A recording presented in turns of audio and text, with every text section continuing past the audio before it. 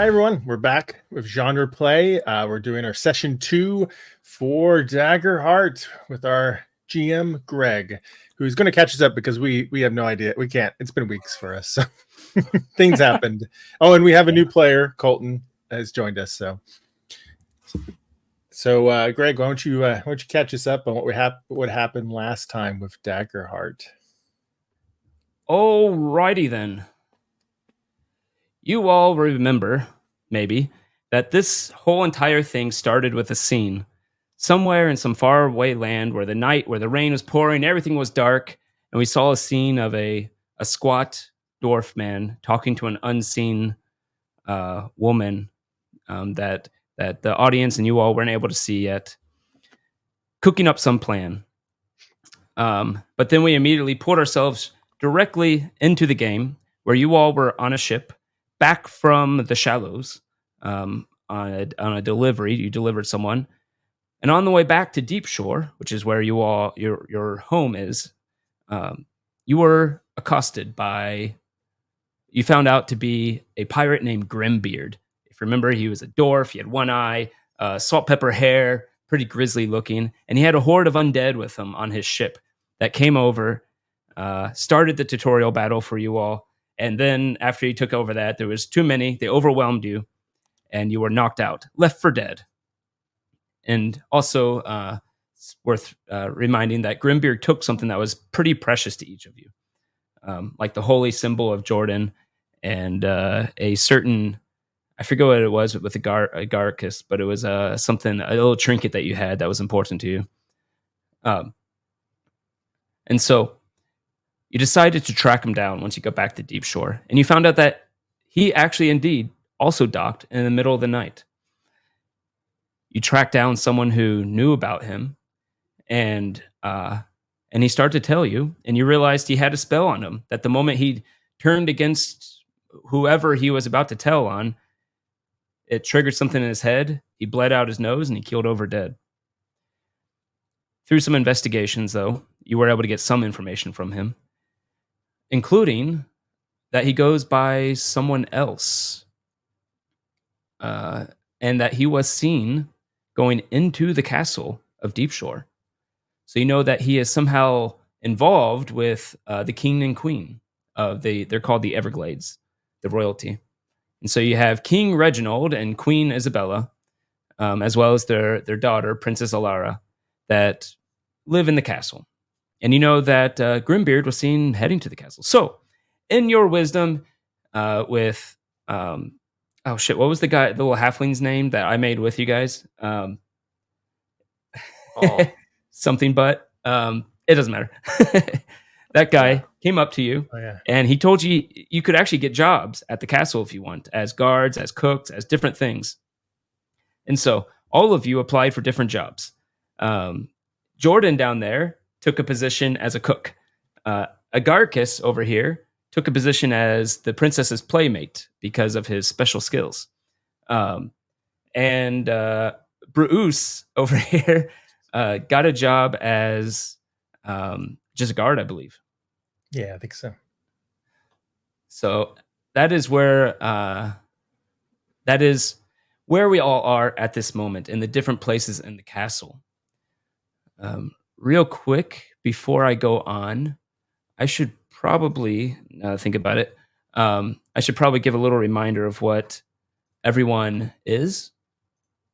So I'm going to share. I think I can do it like this. Yeah, I'm going to not share that. I'm going to share my screen and show you what everyone looks like here. So we have a Garcus, who is a wild boar fungal druid. And that's the imagery we got for him there. You have, and that is played by Patrick there. You have Jordan Azrael Cassius Nightbridge, because Chaz hates small names. He has something against them. AKA Jack. But he's also a wild-born giant seraph. So we have him there. He's clearly more of a paladin-like character than a cleric. So those are two little archetypes you can pick between. And we have Bruce Shadowmar, who is a sly-born seraph rogue, played by Marks up there. And you can see he's totally not Batman as a monkey. Nope. He's going, subscribe now to GenrePlay. That's what he's saying. Subscribe. But anyway, I'll go ahead and move that away. So that is the characters involved. And we haven't met Char, played by Cole. Yeah, we haven't met Char yet. You have not met the unknown person who is also here. Before we get I there, should have started with question marks as my character name. Yes, your character mark is question.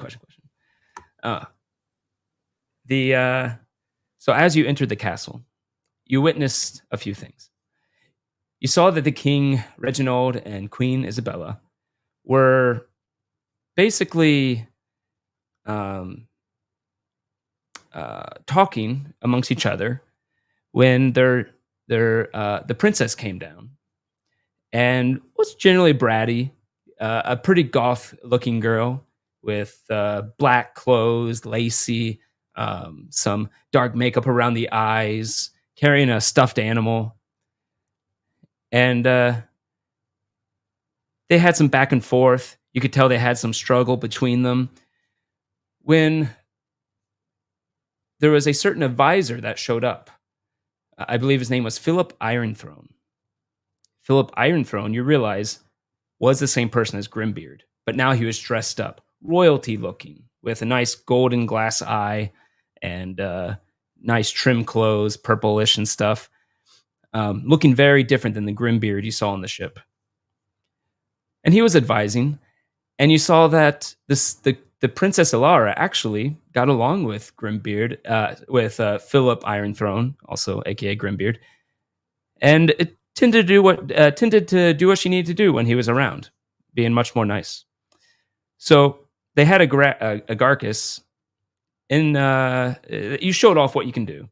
And they had Agarcus and the Princess Ilara go up to her room to take care to introduce Agarcus to her room and to entertain her, which was what he was hired for. His new home. Did you say what he can do? I think you said like he's talented. He did something. He turned into a cat. Yeah. To show that he can shapeshift.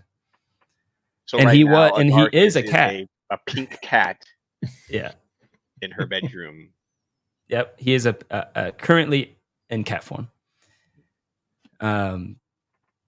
As for Jordan's part, he went off to the kitchen.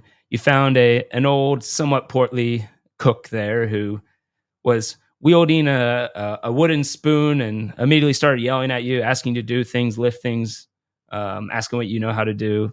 And I believe Jordan has some experience with cooking, so you were able to impress her to some degree. And we haven't quite seen what happens down where only Bruce is now with the king and queen and the advisor, Grimbeard, aka Philip Ironthrone. However, up in the room with Agarcus and the princess, it's important to realize Agarcus had been seeing visions all day because he's constantly high on shrooms. And so he casted Twisting Vine and the vines went, and talked to him. He saw little weird things moving around, and he's used to it. He sees visions all day. He saw one of the stuffed animals drop off the side of the counter there and walk up to him as a cat, grab the cat, and bit into it. And he realized, nope, this is not a vision. This is real. And that's where we left off. So before we continue that part, down below, while all that is going on, Bruce, you see there is a guard there. There's still a stuffed animal on the back of that guard that the princess left on him. You look around, you see another stuffed animal left on a bench somewhere. You remember as part of the conversations, they were annoyed that she kept leaving her stuffed animals everywhere. Mm-hmm. And Ironthrone, Philip Ironthrone, says to the king and queen, says, I've been working on what we talked about. To worship an altar as you wanted. It is below in the basement where you told me to put it. Shall we go and look at it now? And the king says, good, yes. Let us continue then. Lead the way, my kind dwarf.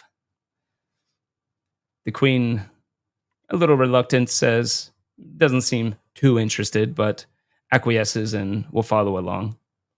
As they start heading for the basement, you see that within this very room, off in one of the corners, there is indeed a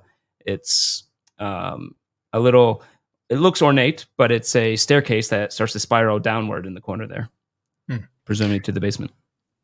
Did I recognize him? I know you said in general. At least the players recognize him. Do our characters recognize him?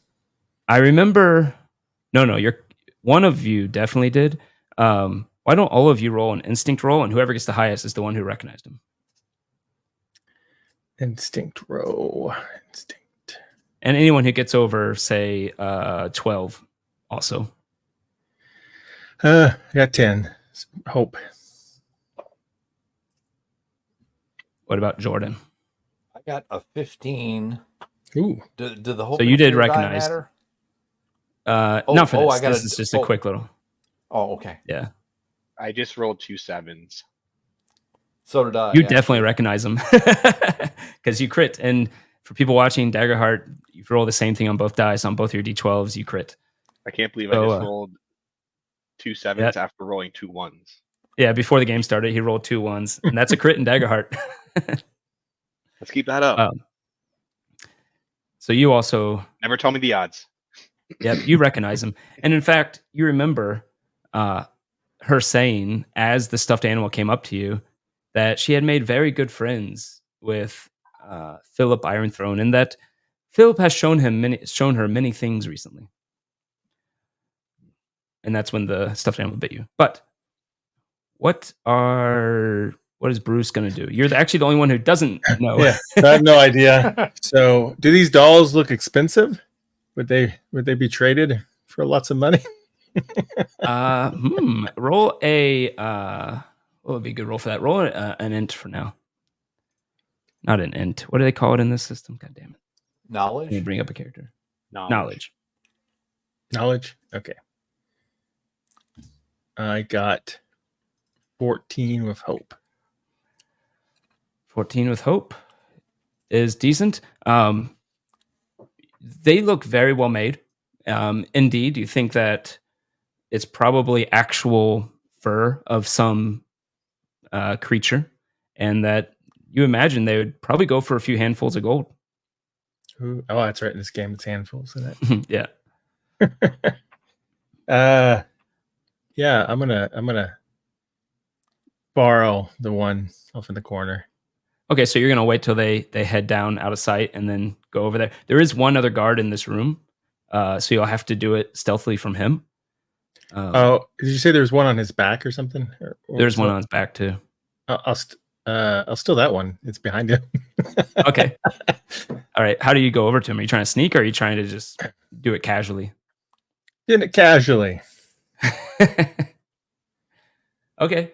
Then I would say it's a presence roll. Try to go over to him without him being suspicious. This newcomer coming in up to him and talking to him.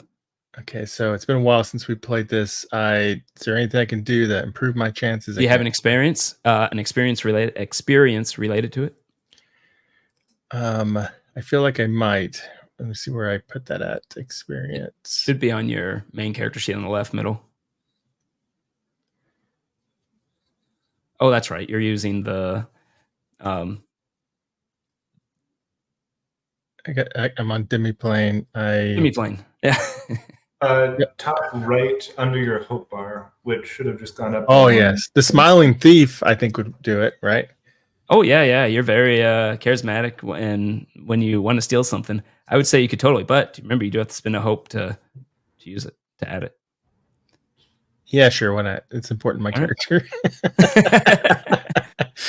All right. All right. So that's beautiful bean footage. I'll spend a hope, and I will do. What'd you say I need to roll again? I'm sorry. What was it again? For this? Presence. Okay. Presence. And isn't too bad for you. plus 3 more. Yeah. Wow. I got 20 hope. With hope. No, actually, sorry, it's fear. Misread it. With fear. 20 with fear, actually. I get 1 fear. Whoop. but easily enough, though, he doesn't notice at all. You go up to him and strike up a conversation. I'll just pat him on the back and be like, "You like working here? How long you got to work here till you get a raise?" Yeah, it's pretty good here. Security's pretty lax. I feel light on my feet just now for some reason. Oh, that's good. It's good. You actually feel pretty heavy. This doll is way heavier than you thought it would be. Cool. Okay. And that's when you hear, well, we'll see what you hear. Agarcus. When this this is when you get bit by a doll with what appears to be something inside the doll ferociously biting you as a cat. What do you do? I can't make a cat sound very well, but just imagine you like. Have you ever heard out late at night a cat being violated? That was That really good. Real sound. Actually, yes, I did. That they make that like high pitched scream that can only a cat can make. Yeah. Yet you hear that coming from the princess's bedroom. I think my wife's asking to check the cats, actually. Yeah, it's like, are the cats okay? Are they fighting? That was me. That's awesome. I'm assuming I need to do something. No. Well, you will, but the fact that you made that noise, that is when Jordan and Bruce also hear that terrible sounding noise up from the second floor. The moment you hear that, the animal, the stuffed bear in Bruce's arms starts shifting. The Jordan in the kitchen, you start to see crawling out a stuffed animal crawling out. It looks like a little stuffed donkey crawling out from under the main table in the center of this kitchen. You start hearing some other gasps and cries throughout the castle. Let us now go to a different scene. Just as a reminder, I also ended with the last session with you went back to that stormy castle at night, and the dwarf character there, who you know is now Grimbeard within that scene, says he has an idea on how to bring the undead within the castle. And we learn that was part of his plan. We go now to a completely different scene. This scene is in a certain wizard's tower within Deep Shore, with everything else. I will leave it to you, Colton, whether you have been asked to watch this tower as a novice apprentice for a wizard that went on leave, or you can straight up be his apprentice based on how you think your character would be. I think that the former's much more likely. I probably came here because it looked like a wizard's tower, and that's interesting, and I wanted to know stuff. And when asked if I could look over the gardens and the books and things for however long he's gone, I'm like, yeah, sure. Okay. No problem. You've been here a little bit. You've worked with this wizard over a week, asking him things because you saw the wizard tower and he was interested in you. He seems like a decent human male, decent guy. And after the week time, he had taken a liking to you, and he said he had to go away for a few weeks. You agreed to stay and watch his tower. And the thing about this tower, it's full of magic items all over the place. He told you not to mess with them. But they're everywhere. Unfortunately, there something unforeseen happened. You went and you were looking around, curious as you are, and you stepped and you heard a click, and you knew that wasn't good. And you start hearing flames from around you as fire sprouts out all around you, which isn't a big deal because it didn't hit you at least. But you see the tables around you are starting to burn. What do you do? What am I thinking of? What reference do I want to make? Fantasia. Not quite, but almost. There is just this moment of high-pitched, oh no, oh no, oh no. Not quite out of alarm and fear, but more out of like, I'm going to fix this, I'm going to fix this. And Yeah. kind of just starts... kind of the prestidigitation, throwing anything at the wall as far as minor magic goes, splashes of water, gusts of air. Oh no, that's the opposite of what I want to do. You do that and books go, a scroll goes, go ahead and roll something for this. Roll a, based on what you said, I'm actually going to call this instinct because you're kind of working with it. Oh no.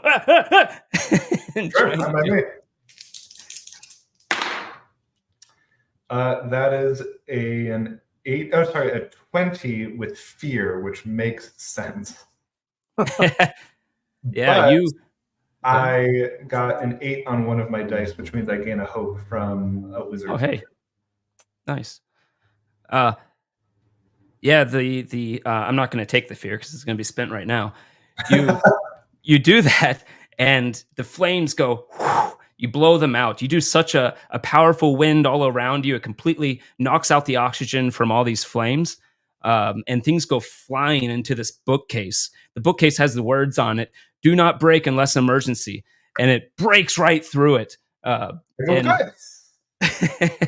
And you see there's some stones there that clatter around, and one just kind of slowly starts and falls off the counter, and you hear this as it shatters. Out from the stone, you see it starts a whirlwind within around the stone, and you can feel the wetness from it as it seems to be some type of water stone for some reason, and it starts spinning around, getting everything wet. What do you do? Water and books, not the best combination. I try and just jump on the whirlwind to try and suppress it with my body. Okay. Roll a strength. Got a -1 to that. That is a 13, also with fear. Okay, I'll spin it now. It starts to lift up in the air and spin around, and taking you with it as you spinning around. And yeah, there's an alchemical kit on the table, and it starts getting wet. You see a little sign on it that says, "Definitely do not add water," as it reacts with it. And the table starts to melt away. You do see probably do a an instinct roll quick. Just to see what you notice around you. I'm rolling great, but fear's always higher. 22 with fear. Oh wow.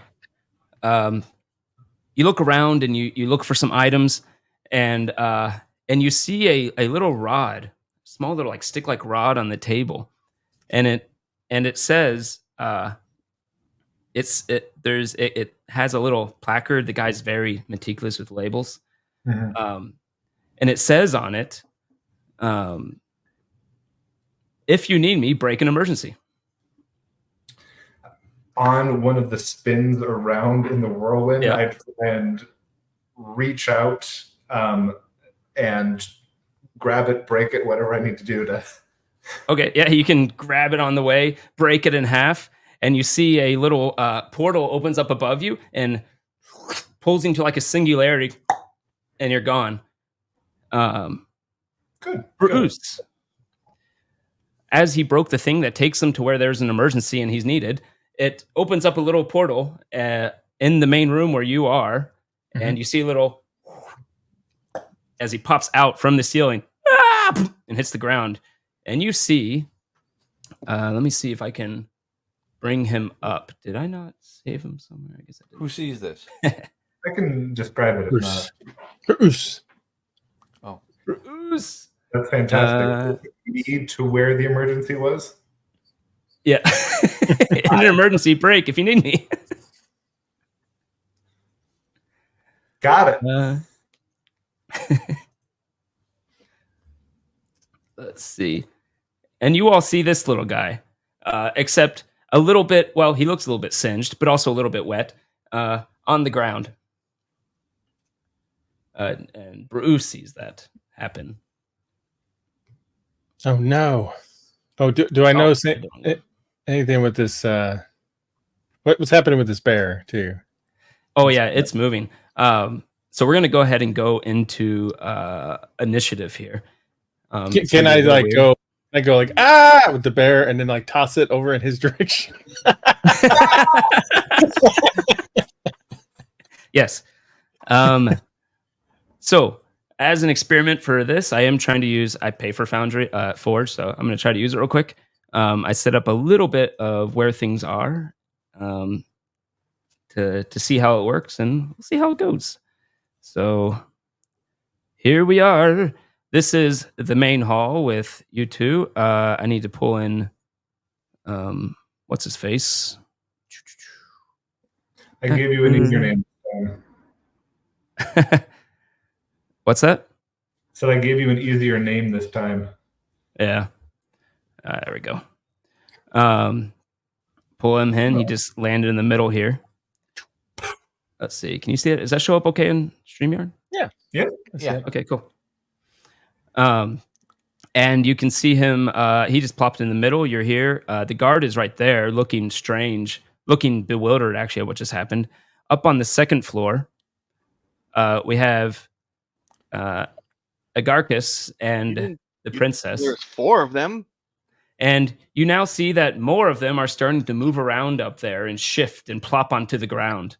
So that princess She definitely does look emo. Yeah, she looks very different than what I mentioned. That is not how I picture her. Yeah, she looks a lot more mature. Yeah. Creepy. I did it very fast. Don't blame me. And you like these guys? Aren't they cute? Yeah. Yeah, those are pretty. Definitely getting the Five Nights at Freddy's vibe for sure. Oh, that's right. Yeah. So yes, these people have moved off. So let's move them out. And you're not sure where they. Well, you know they went down the stairs over here. Okay. So, and one last thing, Chaz, Jordan is over here with the cook here, and you actually see some of those creepy things starting to sprout up around you. Let me go ahead and pull some of those in, and just there's one that appears to be moving that you're holding there, Bruce. One crawled out from under the table here. The cook screams, "Ah! What the hell?" And yeah, that's where we are. So who? Question: Daggerheart, there is no initiative. Go ahead and ask questions. Yeah. This spiral staircase, the bottom of the screen, is that what led up to? Yes. So if I scroll out a bit, my awesome indicator here. I love it. Okay. All right. So if I want to get back to my friends, that's the stairs. You'd go that way. Mm-hmm. Yeah. Okay. Yeah. So I do not have 2 fears, so I can't go first.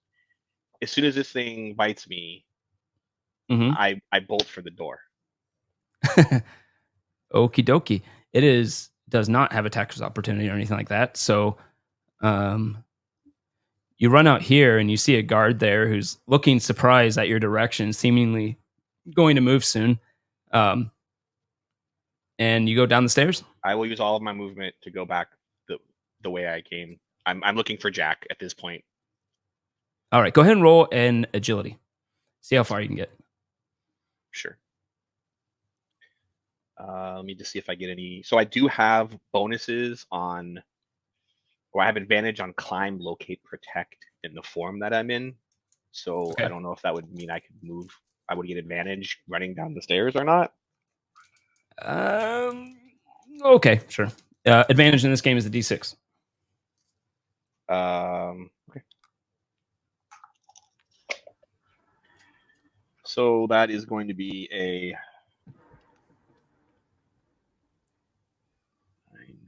9, and then I'm adding which bonus to it? Agility? Yes. So that's 9. So that is an 11 with hope. Ooh, get a hope. Unfortunately, 11's not the best. Let's see how far you get. Let's say you get. Yeah, that's with. I made the advantage. preview I rolled too a big. 6, a 3, a 1, and I get a +1. Oof. We'll say you got to the bottom of the stairs here. Okay. There we go. When I get to the bottom of the stairs, I'm going to transform out of cat form and Okay. scream, "Jack! One of them bit me, Jack!" Jack is what they call Jordan. Oh, that's right, because his initials are Yeah. Jack. Yeah. Okay. Who wants to go next? You technically you didn't succeed, so I could go. So you went. I only get one action. Yeah, I'm going to have Bruce, as you're holding this thing and it's moving around, it's going to try to bite you. So let me go ahead and roll that. It's probably going to miss. What's your agility again? My agility or my evasion? Evasion. Sorry. 14. 14. Yeah, that's going to definitely miss.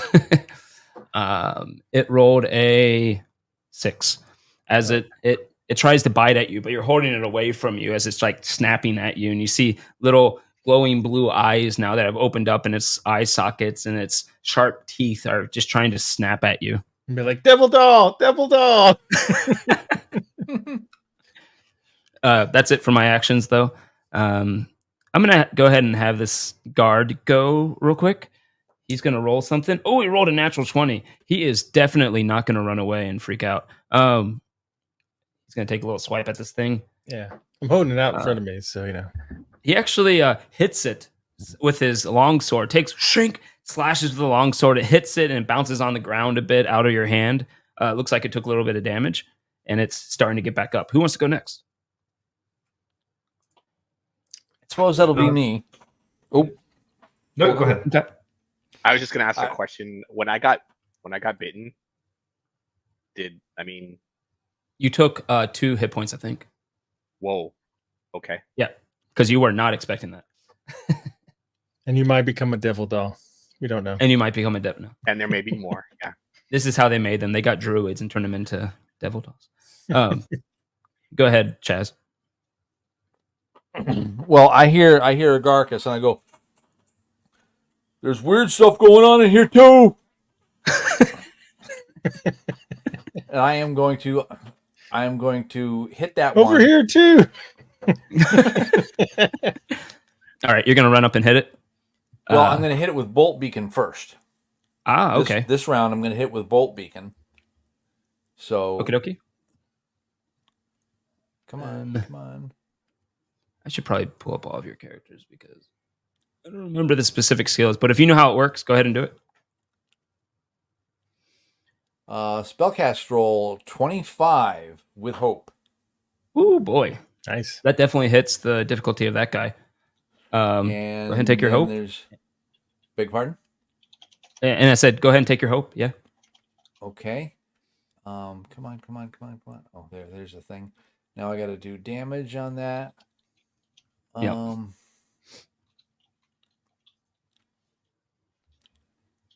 11 damage. 11. Ooh-wee. That's what it says. And it's right now it's glowing brightly, and it's temporarily vulnerable. Oh yeah, that is how much damage you do. It doesn't even matter. You do the bolt beacon and it slams up against the wall and just Explodes. shatters, and you see the stuffed animal just fall back to the ground.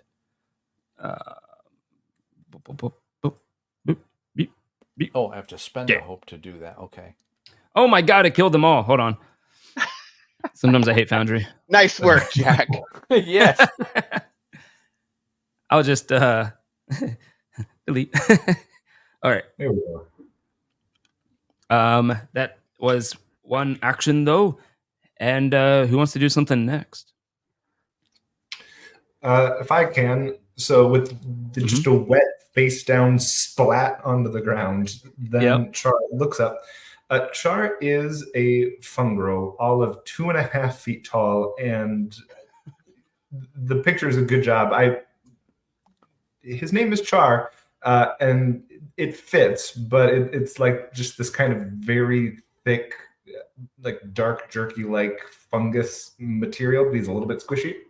And he looks up, and thank goodness he sees someone swinging at this Five Nights at Freddy's bear.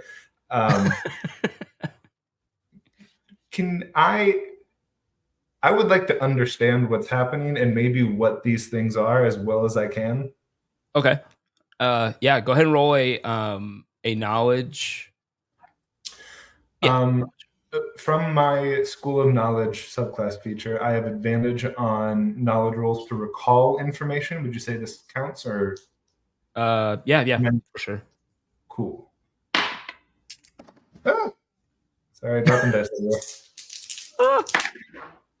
Okay, finally got some hope for a 18. Nope, 17, sorry. 17, nice. That definitely hits it, and take the hope. Or sorry, not hits it.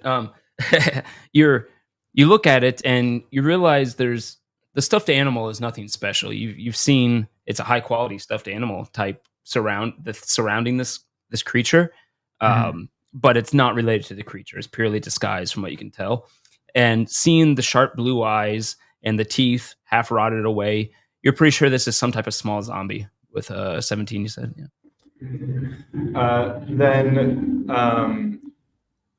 What's your name? Bruce, you see this little guy look up, look at the scene, look at the teddy bear and go, oh, it's a zombie.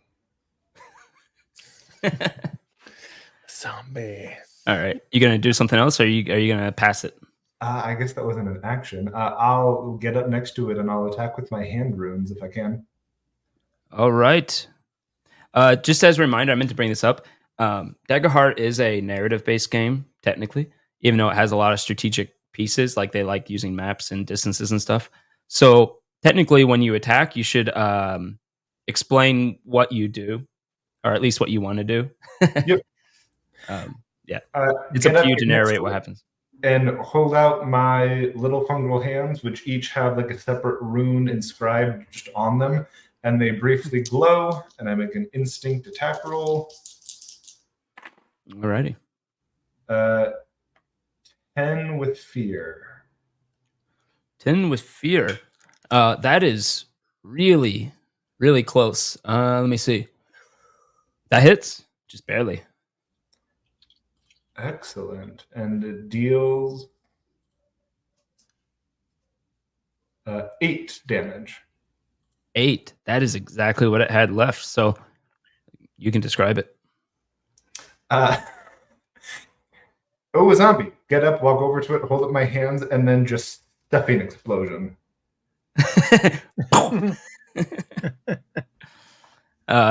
Yep. This guy just came through a portal, plopped on the ground, and went up to a zombie and did a little firecracker in front of him, and the thing just exploded into pieces. That's my turn. Just for future reference, it may be good to talk about range here, which is obviously handled quite differently in this system. Yes. You don't actually have to be in melee. Yes. To use. For my hand runes, very close. So I guess I could have been not quite. Very close. It could be like 10 feet away. 10 feet away. Yeah. Yeah.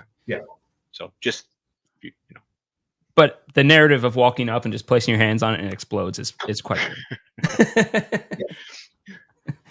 Alrighty. You did roll a fear, so I am going to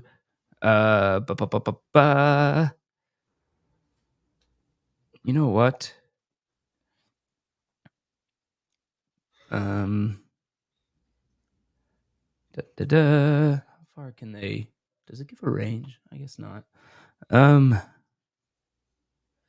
This one appears down here and doesn't get an attack yet.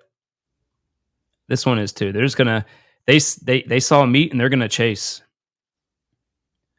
You hear up top the guard walking around and says, "Princess, what is wrong?" He's dead. I'm going to go ahead and spend one of my fears for 2 more actions. And this one's going to run over here and and try to grab. It kind of waddles on little small legs and tries to grab at Char. Oh my god, are you freaking kidding me? It grabs at Char, and you what do you have that's a little bit defensive? Anything? I do have a round shield. Yeah, you quickly put up your little round shield that's attached to your arm, and it swings at it with its claws, and it misses. And as you pull back, you see that the hand is still attached to your shield, and he's looking at his stub of a hand. As he rolled a natural 1 and then a natural 3 to confirm it. Oh. Oops. And then one of the ones down here on Agarcus is actually going to go again. No, I can't. He already did the move. That's right. I can't do that in the system. It's going to go here.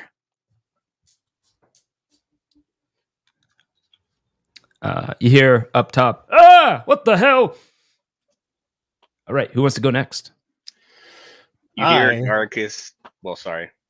What? Bruce hasn't gone yet. He can go. I know. Sorry. Go ahead. Yeah. No, you're good. No, It's it just doesn't these guys have to be got one these after guys jumped another. on me, so yeah. Yeah, it doesn't have to be one after another. But if 2 people are trying to go and one of them hasn't gone yet, then why not?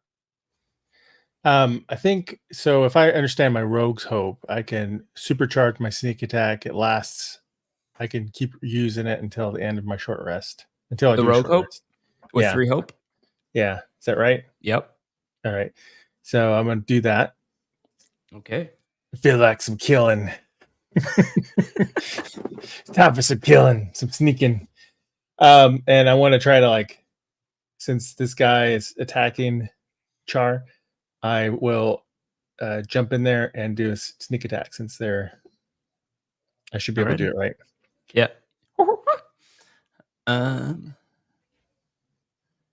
Yeah. Yep. And my sneak attack is that just finesse? Or how? It depends on the weapon. You're using a dagger. Yeah, I'm gonna use my dagger. Then yeah, finesse. Can I do both weapons at the same time, or how's that work? I forgot in this game, or just one, or wait a minute, paired. The small dagger is giving you a +2 to your primary weapon damage. Okay, cool. So it effectively is both at once. It's giving you a bonus to damage. I'm gonna attack with my Rogue's Hope supercharged sneak attack, and I'd be like, I hate zombies. Like totally. Okay, so I got 18 with fear, unfortunately, but I got 18. It definitely hits.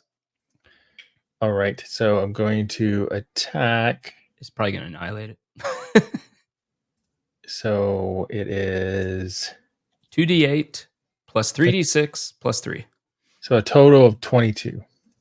22. Yeah, just describe what happens. It's you doubled its hit points.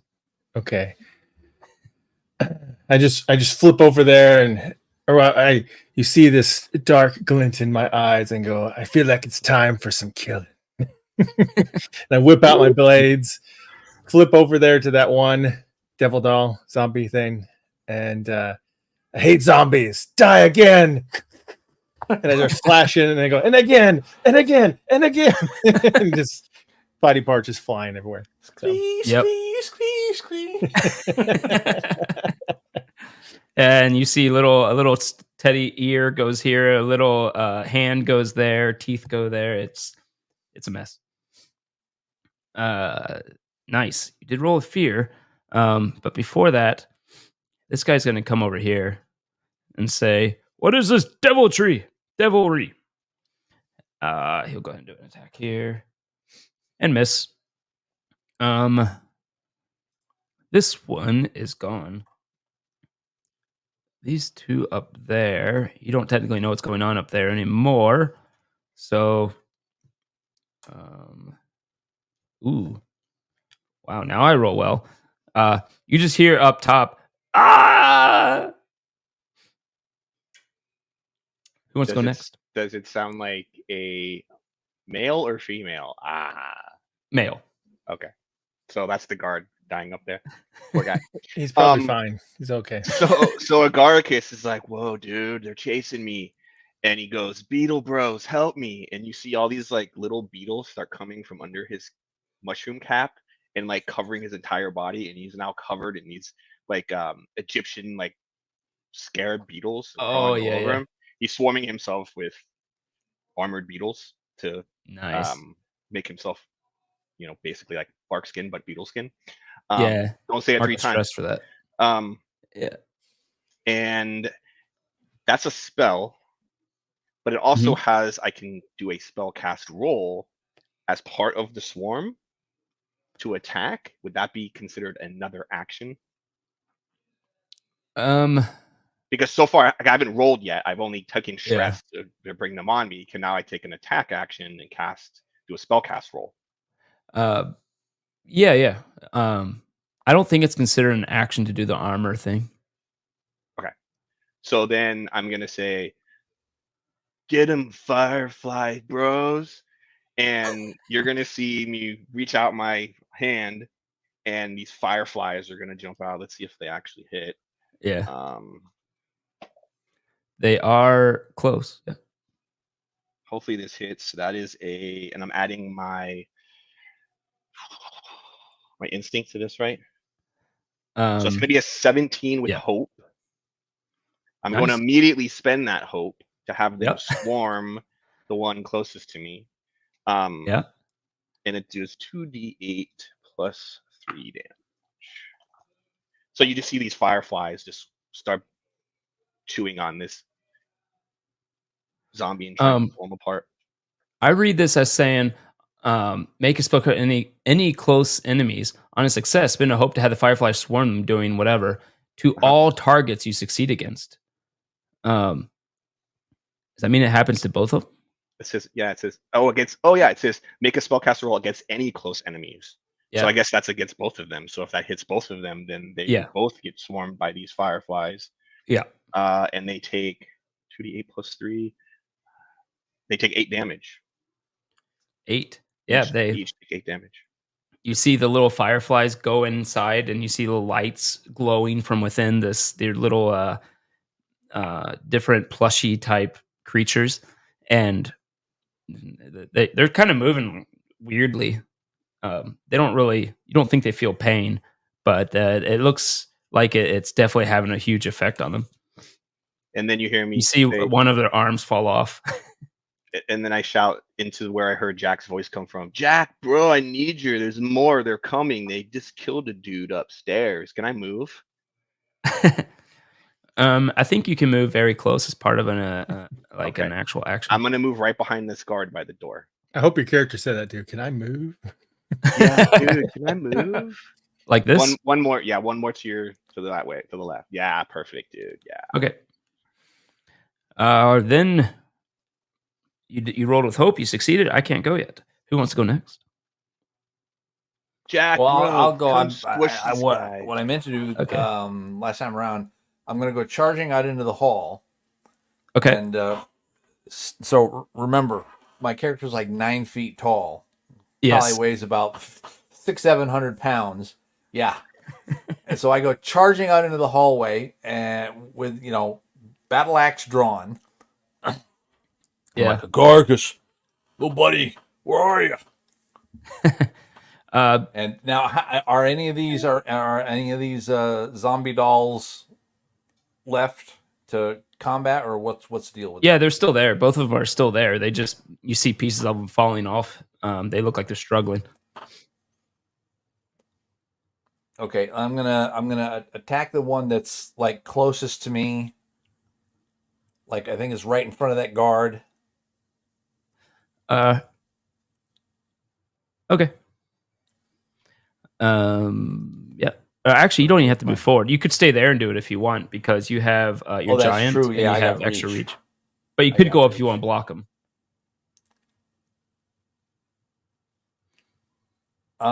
Yeah, I'll interpose myself in there. All right. Now go ahead and roll your roll strength or to hit. Yeah, the hollowed axe, which is strength. Yeah. Yeah. I got a 2 and a 3. Well, it's a 7, 2 and a 3 with fear. They're running around off the walls and crap, trying to get these beetles out of them. It makes it hard to hit, unfortunately, as they're evading, not on purpose. But you are blocking the way, at least. And at this point, Bruce and Char, roll this is a reactionary roll, so no hope, fear mechanic, but roll a reactionary instinct.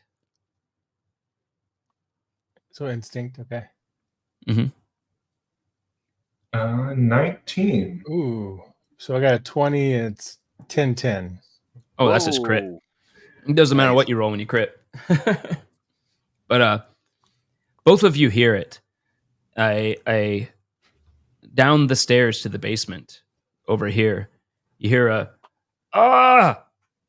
And some fighting, some struggling. Uh-oh. The king is in trouble.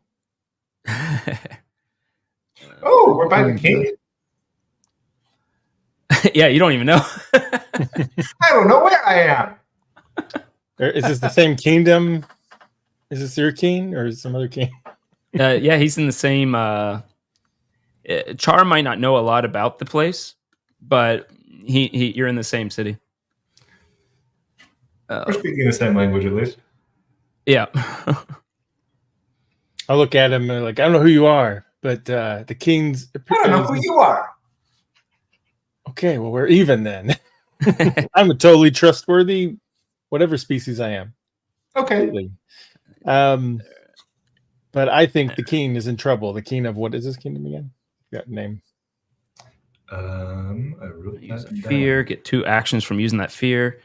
Right now I have 2 fear left over. What's the name of this kingdom? Oh, the kingdom. Well, the royalty's called Everglade. The city's called Deep Shore, and the kingdom is called. You guys made it up as part of Session 0. Yeah, which was a month and a half ago. Yeah, it was a month and a half ago. Man, Island of Sorrows was the name of it. Oh, that sounds depressing. I actually I have the king. This is impressive. King Sean, Philip the Wolf, the Dwarf, Queen Isabella, and Princess Alara. Wow, I'm impressed. Wow. And it was June 19th. Yes. Oh, you wrote notes? More than a month. Oh, yeah. It's almost 2 months ago. No, I thought I'd be struggling with the rules a bit more, to be honest. I even have descriptions. Raven black hair, pale skin, black lips, goth attire. I mean, it's pretty spot on. There you go. Well, so I want to look at Char and be like, we need to save the king. There could be reward money. And smile.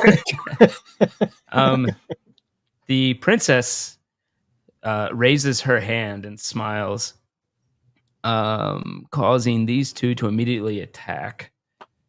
So one's going to attack Jack and does a 5-hit Jack. That's going to be close, actually, because I don't think you... Yeah, it does. You just have crazy armor. And so we're about to be reminded of the armor mechanic here, huh? Yes. I just closed my notes because I'm smart. Not on purpose. You don't need those notes. There. We don't need no stinking notes. You don't need no stinking notes. There we go. And it does that. Okay. Ooh, that's an average roll. They did 9 damage incoming to Jack, which, if you remember, the way this works is that you have the thresholds. So right now, your minor threshold is 8. Or sorry, your major to get major damage on you, you have to be 8. So right now, it's doing a major damage on you, which would mark 2 hit points. But you can spend armor slots, and since you have crazy armor, every armor slot you spend reduces that damage by 9. Holy cow! Good armor. Well, hang on a second. My armor is 9. Yeah. Are they even hitting me at all? Because I thought you said they rolled like a 3 or 4. To hit you, they have to roll against your evasion. And then you can reduce the damage you take by your armor amount by spending armor slots. So if you want, you could spend 1 armor slot and reduce it to 0. So the way you would view it narratively is if you let them strike your armor, your armor is taking damage instead of you, basically. Yeah. But then that regenerates like overnight, right? As a short rest, you can repair your armor. As a long rest, you can completely repair your armor. Yeah. Okay. So you're gonna do that? Yeah, I'm gonna spend an armor slot and. Okay. This one has jumped on you and is swarming you, trying to bang at your armor, and you're just ignoring it for now. Doesn't seem to affect you. The other one is going to attack the guard there, and actually hit him.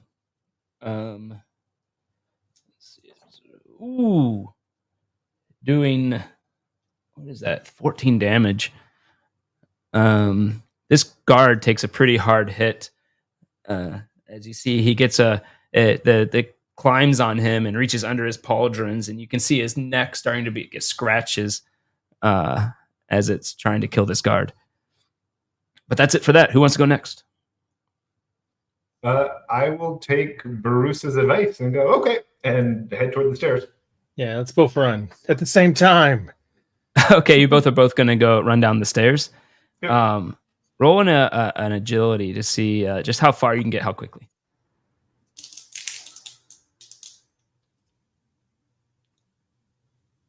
Oh, I got hope 5. Okay. It's okay. The wizard can go first. I'm trying to decide if I want to use an experience on this. I slipped on some undead on the ground. Yeah. Jeez. 11 with fear. Okay. You run down there. Bruce, sorry. You start to run down there and you look down and you see that the first of the zombies that died, the outer plushy part of it was actually pretty pristine. And you realize, ooh, that's worth a couple of handfuls of gold. And you take the time to go grab it before running down the stairs. I mean, there's priorities, yeah. Damn. Let me do something. My mouse wheel is very sensitive. I'm probably causing people to get sick. And then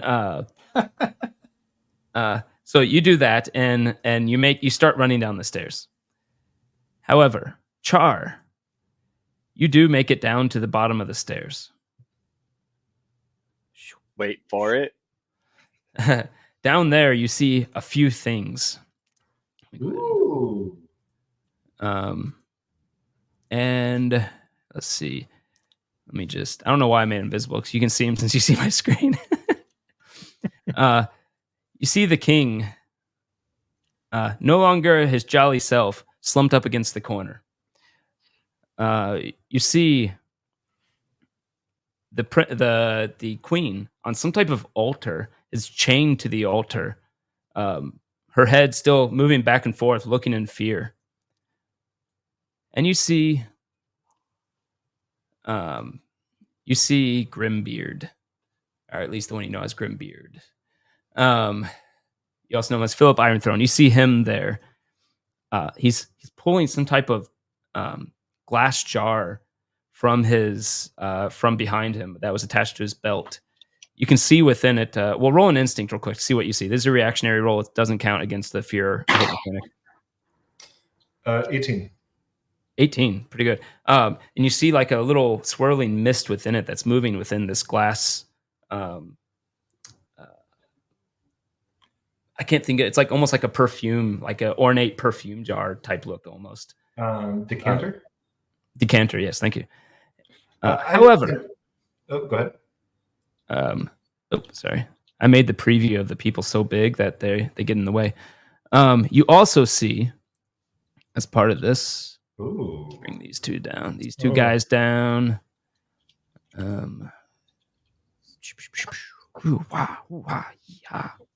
Going from doll size to mannequin size. Mm-hmm. Oh, indeed. You see something else.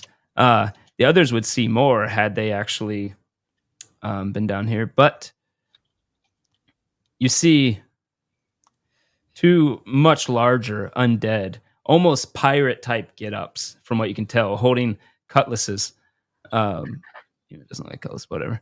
And then you see a third one crawling out of a hole that's in the corner here. So let me zoom in. So that's what you see when you run to your full as fast as you can down these stairs and over here. Excellent. You see the dwarf there, who you'd have no idea who that is, now has this decanter out, chanting some strange incantation. Having spent a week around countless items labeled "Don't Break" and being a wizard, do I have any idea what that might be or what it might be for? Sure, this is a hard roll, but you can do a knowledge roll. Knowledge. You can use your experience if you want.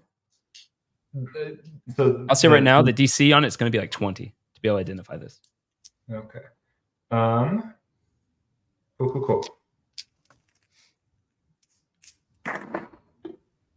2 10s. A crit. A crit. Wow. Nice. Total of 25. It matters. Remove a stress if you've used it, and get a hope whenever you crit.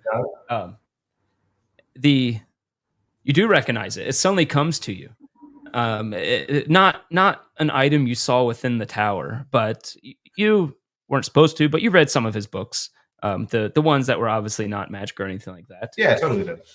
And you saw some images and some text around what is clearly a phylactery. Oh. AKA Horcrux. And with that discovery, we pull away from this combat slightly. We go back to that shadowy castle somewhere out there. Back to the cast of a large undead lich woman. And we focus on it, and we realize it's just a long cast shadow. It's actually a lichling, a small lich person. Because if you remember, you all decided it was a kingdom of halfling undead. And she said, and the dwarf, Philip Ironthrone, says to her, "Now, if I do this, do I get what we agreed to?" And the lich says, "Yes, you will." Here. And she hands the phylactery to him and says, "The one you seek is within there, but you must perform the ritual as discussed. Have you picked who you're going to do that?" And he says, "Yes, I have an idea." And then we come back to this combat. Who wants to go next? Remember, you can go twice in a row if you want. I mean, I can. I'll let you guys continue to fight. I think Chaz said he was gonna do something first. Oh yeah, go ahead. Yeah. I'm gonna say, "Little buddy, mount up." When he gets on my back, when Agaricus is on my back, I am going to charge the stairs.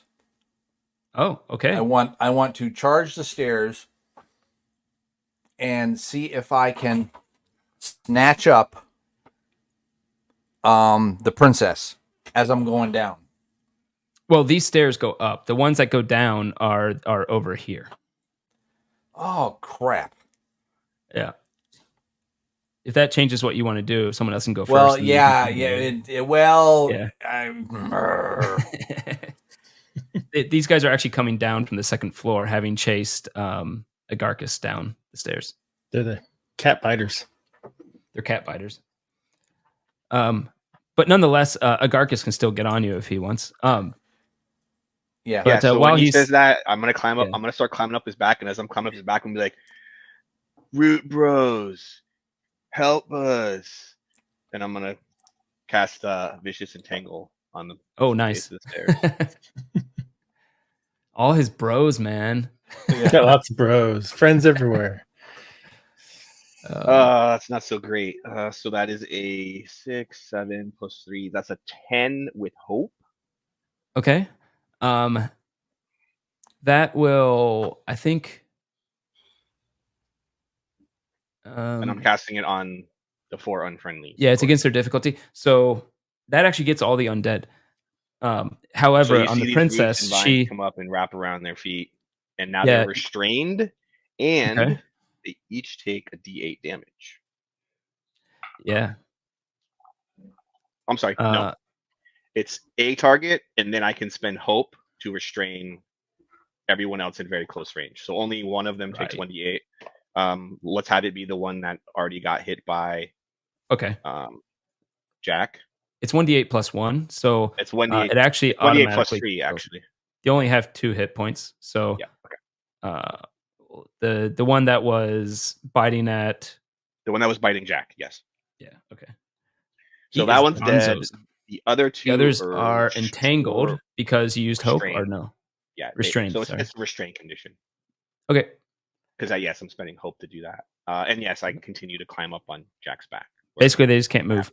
Including the princess, or just the dolls? The princess, you realize, as the vines started to come around her, she floated up into the air slightly and avoided it. She looks like somebody that would float. Right. All right.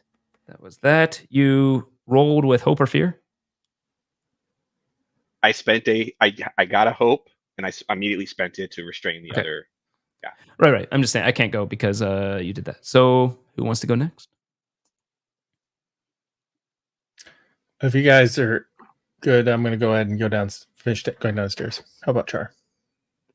Alrighty, go ahead and roll the agility. See how far you can get.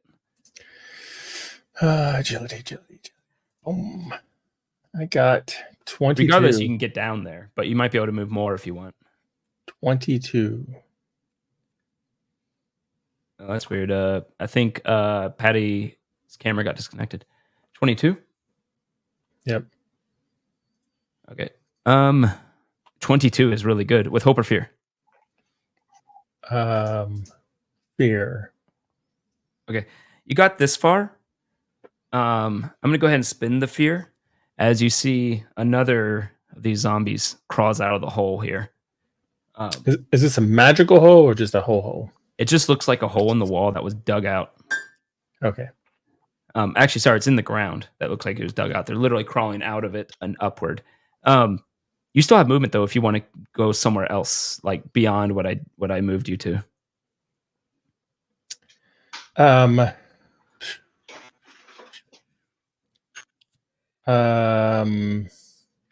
you can run back up the stairs.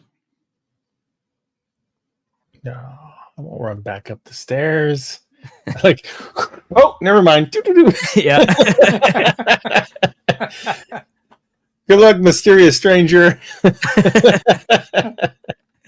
I haven't done this ability yet. Let's try this, maybe. Let me read it real quick. Batarang. No. Rain of Blades. Ooh, okay. I can spend a hope.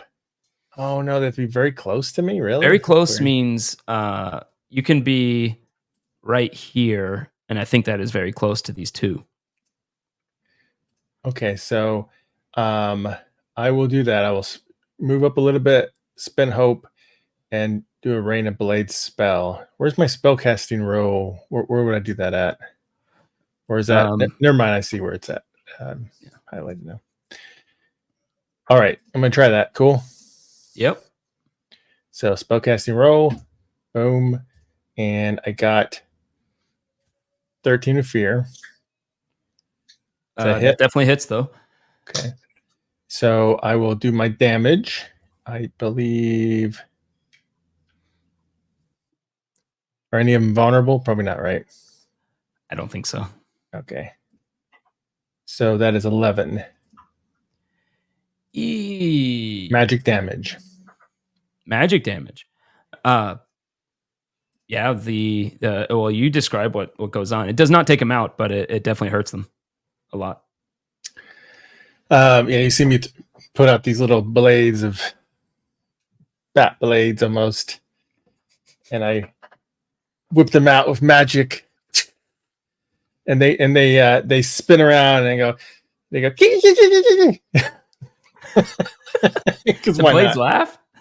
Yeah, they laugh. And this whole time, Agarcus wasn't actually high. They really do laugh. And they slash into the zombie. I don't know how much damage they do to them, but they slash. It is like over half their life, and you just see limbs and ribs and everything start to fly in different directions. All right. You said 11 total, right?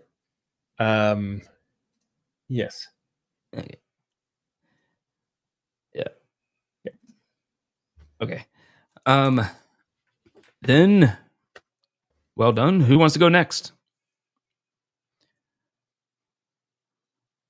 Okay, I am gonna have to maybe change what I was gonna do.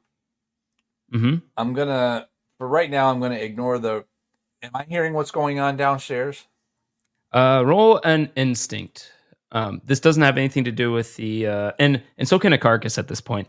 And this doesn't have anything to do with hope or fear. Just roll it as a reaction. Hey, Jack. Come on. Sorry, mic up. Jack, I got an 11. Where's Batcoon, bro? I haven't seen Batcoon in a minute. You might hear my laughing blades, maybe. Who knows? I got you said an instinct or instinct, yeah. Oh, geez, that's gonna be a 21 with fear. This one doesn't use the mechanics; just a reaction roll. And but 21 is very good. Jack, you do not, but Agarcus, you clearly hear something going down in the basement, some fighting and some shouting and stuff.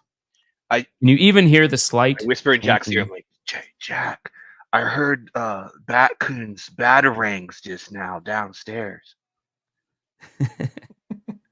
Bro. Okay, so I'm gonna ignore the princess, and I'm gonna head downstairs. All right, with Agarcus in tow, go ahead and roll agility. Agarcus on shoulder, not in toe. Yes, that is true. Not on your toe. Go ahead and roll agility. And see how far you can get. Dear. Come on. Oh, my mouse is getting stuck. Come on. Come on now. 16 with hope. Oh, wow. We'll take a hope, and 16 is not bad. I'll say that you... Okay. You get down here. You just make it down to the bottom of the landing.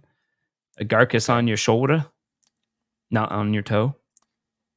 I think I can do this. Oops. There we go. Whoa, what did I do? Oh, well. Who wants to go next? You are all down here now. The rest of you, in case you didn't hear it, there's an altar with the queen on top of it, chained up, looking around. The knocked out king in the corner, or worse, you're not sure. And your Grimbeard advisor guy with a phylactery in his hand, a crystal phylactery in his hand, chanting something. And none of you actually know it's a phylactery. It just looks like a jar, a decanter. And then you see zombies crawling out of this hole in the top right. I'll go. That's okay. You guys arrive at the bottom just as this little 2.5 foot tall fungal guy kind of dances forward, just not skips, but runs up. He'll get to within melee of those first two zombies. Oh, wow. Okay. Yep, that's very close. So you can do that without having to roll for it. And he takes like just a few springing steps at the end, and little sparks flare on the ground when his feet touch the ground. And then when he gets up to them, he just kind of spins around a few times, and a few times, and a few ribbons of fire just explode out of him. I'll cast Wild Flame, and I get to make a spellcast roll against each of those guys. Yeah, let me look at it real quick, because usually, the way they clarified this on one of their live streams, when it says make a spell cast against a person, it means you make one spell cast roll against all of them at once, because otherwise the hope fear mechanic would go crazy. Makes sense. So one roll. That is a I had stuff. A 16 with fear. 16 with fear, but a 16 hits. And that deals 5 damage. Ooh, not the best roll, but it still hurts. Well, you can describe what happens. They look extremely hurt after whatever you do, but they're still up. Dances around, fire goes out, and he ends facing back the way he came and sees you two and just goes, "Oh, hi." Unfortunately, you rolled with fear. Yes, you rolled with fear, and I have a lot of actions and a lot of fear, just so people can see. This is the current abacus. Actions, fear. They're all on this side. Yikes. So, and it's not going to be great for the little char guy, I think. Oh, good. First of all, I'm going to spend a fear straight up and an action. And Grimbeard starts chanting louder as he opens up his the phylactery or the decanter, and you see some mist start to fly out, and they turns into little elongated faces of wispiness as they fly in all different directions, and they hit the two people that are in sight, or attempt to, anyways. I'm gonna hide. Go ahead and go ahead and make a reaction agility roll. Just an agility roll, normal towards you. Yep. It just reaction means it doesn't use the hope fear mechanic. I got 9. Okay. I got a 19. Well, you dodge out of the way as the ones come towards you. They splat against the wall there. Unfortunately, Bruce did not have that luxury, as you are hit by these things. That's a decent roll. Taking 13 magic damage that you now have to deal with. Oh my god. For you, that is a major damage. Luckily, I didn't get 14 because that would have been severe.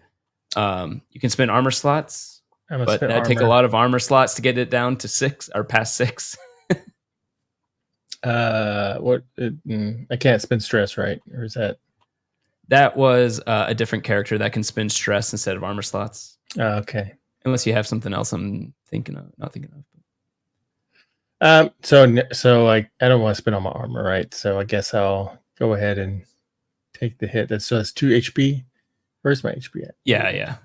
13. Yeah. 2 HP. It would have taken a lot. 7. It would have taken you 3 armor slots to make it take 1 damage instead. Yeah, I don't know if that's worth it right now. Okay. We have 6. Is it by default 6 HP that we have, or? Yeah. Okay, cool. Some people have more, but all 6. Yeah, you see these little wisp of elongated faces come out, and they swirl around Bruce, and as they hit against your skin, you see it. Your skin start to go through necrosis where it hits you. Yeah. That is just the fear part. Now these two are going to go and just take a little swing at poor Char. The two that are there. Guy? He's just a small guy. How little is he? Is he like little Groot size? 2.5 feet. Yeah. A little bit more than little Groot. Yeah, Okay. 2.5 feet is what I've been saying. 2.5. Okay. Yeah, they there are more than one against you now. Okay, so they'll go with advantage. They have pack tactics. Oh, great. Effectively. A 14 hit. A 14 does hit. An 11 hit. That is my evasion. I don't know if there are special rules. Yeah. Then okay. Luckily you have Gamison, so it should be fine, right? Luckily I have what? Actually that's just a straight up bad roll. 4 damage from the first one. I will spend 1 armor slot and take none. Okay, you spend an armor slot as it slashes with its cutlass, slicing your gamison, putting a nice slash against it. And then the next one does 12 damage. Holy cow! I will spend another armor slot to save a hit point and still take 2 damage.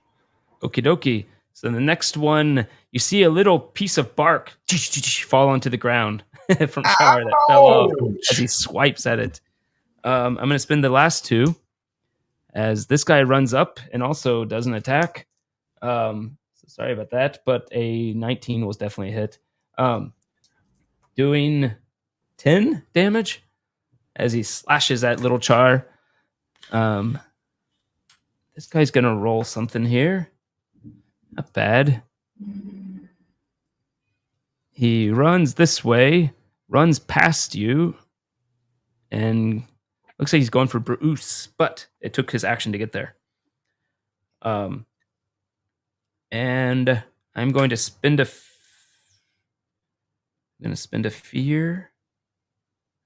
Yes, I'm going to spend a fear as another one starts crawling out of the hole. Oh my gosh. Is this going to just spawn him forever? It's a spawn hole. I will also mention, as little Char gets hit, they look at Bruce. Bruce, you recognize that 2 of these people attacking Char are the crewmates of your crew when it got attacked. They were once part of the escort that you were a part of. It's Tim and Joe, not Tim and Joe. And not Bob. They got Bob too. No. You say all those things. But since they hit Char, a little flashback, and it's like, yeah, I'm talking to Bob, and Bob's going, just promise me, if I ever turn into an undead creature, you'll kill me. I promise it. All right, flashback. It turns its head and goes, "Where's the promise now?"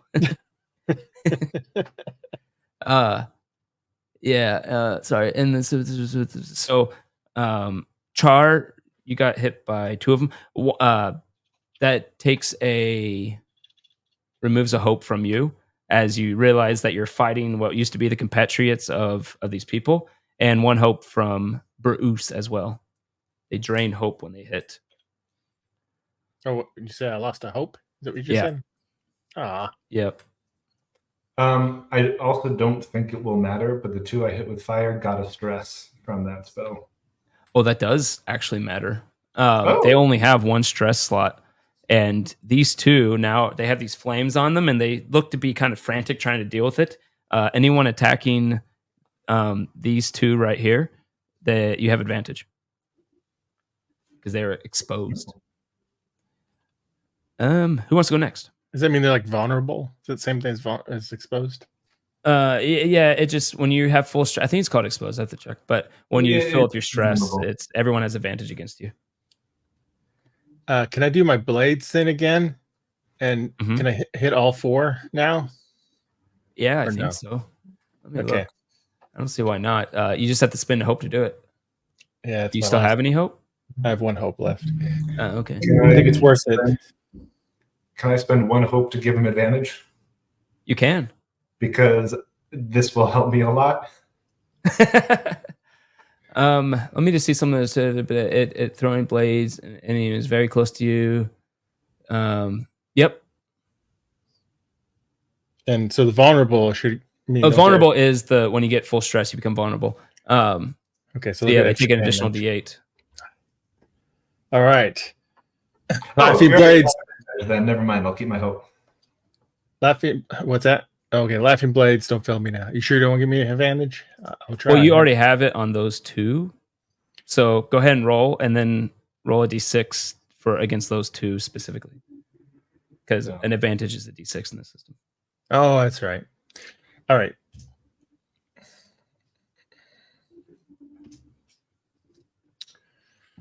Hope. So I haven't rolled without my D6, it's 13. That hits him anyways. So even if you roll a D6, it doesn't matter. You already hit. All right. So magic damage. Magic damage. Go ahead and roll it without the D8, I guess. Or just let me know what part is the D8 and what part is just the normal damage. Okay. So it's So anybody who's not vulnerable gets 10. Anybody who's vulnerable gets Okay. 18 total. 18. Wow, that was a good D8, huh? Go ahead and describe what happens. These two die. The two in front of them. So I'll be like, go back to your spawn hole, undead demons, and I'll throw this. I'll jump up in the air and throw my laughing blades. I go, and those blades, when they hit the vulnerable ones, just cut their heads right off. And I'm gonna say one of them was Bob, and I go, promise kept, Bob. And I feel like he winked at me. His head is rolling on the ground. His head rolls on the ground in a wink position and says, collect my life insurance. I will. And your widow too. No, never mind. Wow. You are definitely a rogue.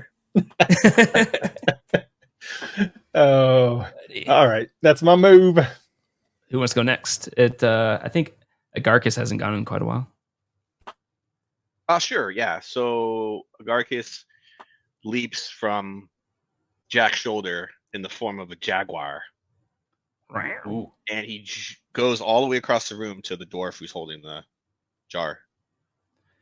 And what bonuses does this jaguar get? So I have fleet movement. I can spend hope to move anywhere within far range without making a check. So I'll go ahead and do that. Spend hope. Yep. Anywhere you want. I'm going to be right next to him. Yep, right there. And I'm going to use my takedown ability, which is I'm marking a stress to do a melee range attack. It says basic attack. I don't know what that means. I'm assuming I just do my typical attack and add my instinct to it, which is my, in this form, that's what its attack ability is, instinct. Okay, then yeah. It'd be the form's attack. But then this is where I'm a little foggy. So let me see if I hit first. Okay. Oh yeah, 2 7s. Hey, a crit. I can't believe I've done that twice in one night. So the way crits work in Daggerheart is you do max damage, whatever max damage would be. Then you roll the damage again and add it to that. Okay. So it says specifically, on a success, take +2 proficiency on damage and cause the target to mark stress. Holy crap. Say that again. Just because that's going to be a lot. On a success, take a +2 proficiency on the damage. Oh my god. And it's a D8 +6 damage. So you're telling me I'm about to do max 48 + 6. 48 which + 6 is max damage. Yeah, which is what's that? 30. That's insane. It is insane. 32, 34, but it's great. 32 + 6, 38. Now roll the damage. It would just be 3D. Which is another 48, right? but I actually take what's on the die. Yeah. Wouldn't it be 3D8 because it's 1D8 plus 2 more from... He already has 2 proficiency. Oh, got it. Okay. So do you, by the way. 4 in it. Yeah. I was sure the Jaguar was different. Oh, yeah. I think we looked it up. We were actually confused. That's another 17 on the 48. Okay, so 38 + 17 is 48, 55. Yeah. So you hear me say, because I can actually use my Druid craft in beast form to make sounds. So you hear the jaguar growl, "Give me back my precious," as I just thrash him around and throw him on the ground. Because he stole my trinket, remember? Oh yeah. Let's see. His severe threshold is 14. You doubled it. So double would be 28, and then another on top of that would be 30, 40. Yeah. So you did a lot of damage. And Marcus stress.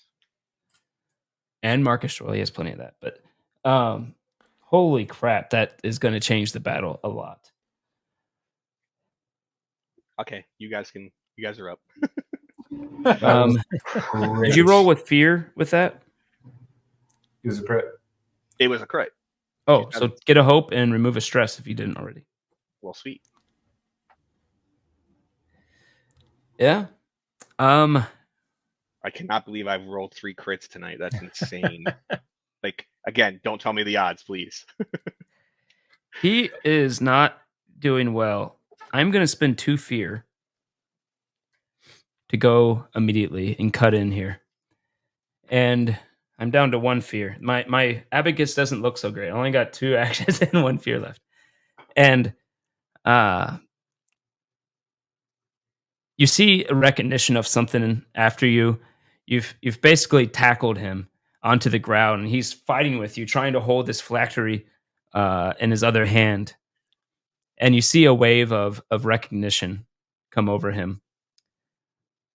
And he says, "Well, if I'm going to die, then she can die too." And he breaks it onto the ground next to him. Oh no! When that happens, you see a swirl of white mist appears. It swirls around in all directions. You can feel it hitting up against you, Agracus, in your jaguar form as it moves your fur, leaves slight droplets of water on you, and it eventually makes a form, a hooded, ghostly form with a completely black face. No thanks. As Nope. the failed experiment appears.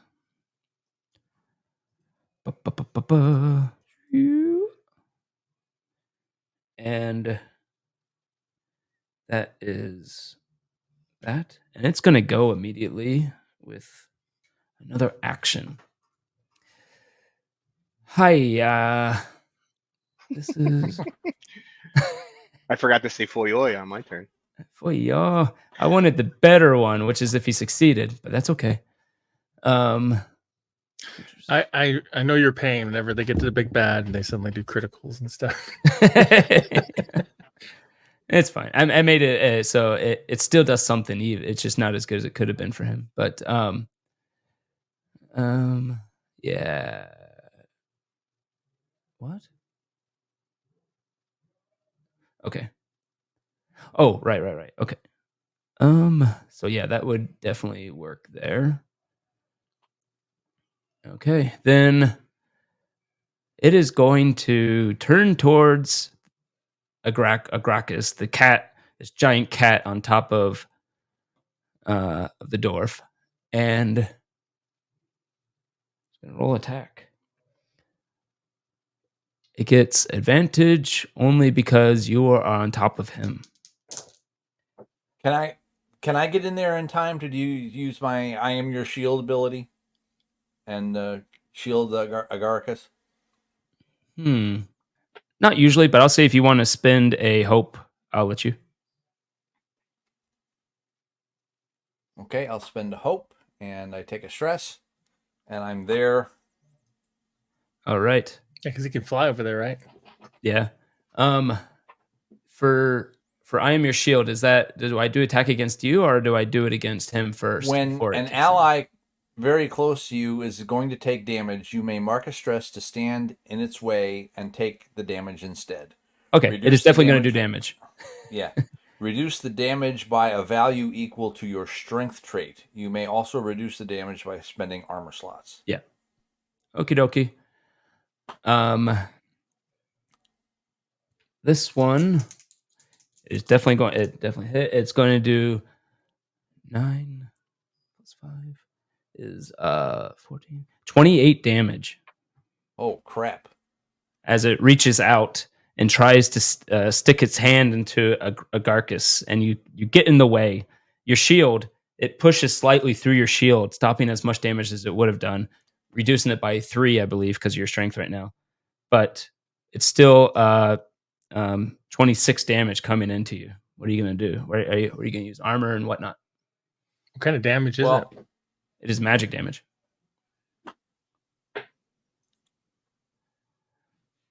So right now it is a severe damage threshold for you. Okay, so if I spend 1 armor slot, how much is that going to bring it down? From 20, I said 28, so 25 is after your strength. 1 armor slot will take it down to 16, which will bring it to a major threshold. so it only does 2 damage. But you can keep using more armor slots if you want. Okay, I'll spend one more armor slot because now like half my armor's gone. So you're only going to use 1 armor slot? Or you say you're going to use 2 in this one? I'm going to use 2. Oh, okay. So that'll take it from 16 down to 8? No. Yeah. Sorry, 7. So that'll take it down to 1 damage for you if you want to use 2 I'll armor. I'll take 1 hit point. Alrighty.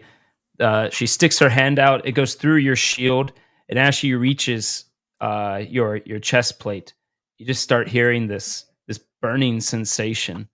You start feeling your chest plate heat up as her hand eventually goes through it, and you still take 1 hit point of damage as you can feel your skin going through necrosis as well. And when she pulls away, you see there's a hole in your armor. But that's it for now. Who wants to go next? Did you see I'm not saying I want to go next. Did you see they have a calculate damage now on the site? So you can enter the raw damage number, and then you can use armor slots, and it will do the math for you. Oh, interesting. Cool? Yeah, that's pretty cool. How is Jack looking, health-wise? Well, it's I've only taken 1 hit point of damage out of 8. Oh, okay. But his half my armor armor's gone. looks, yeah. Yeah. He's doing what he does. He's tanking. I don't like all of these threats being next to me, so if I can, I'll wild flame them again and try and clear them out. Okie dokie. What's the range on that? Is it melee? It's melee. Yeah, so the 2. Okay. Yep. You have a chance of killing them with this if you roll high enough. That is a 16. A 19 with fear.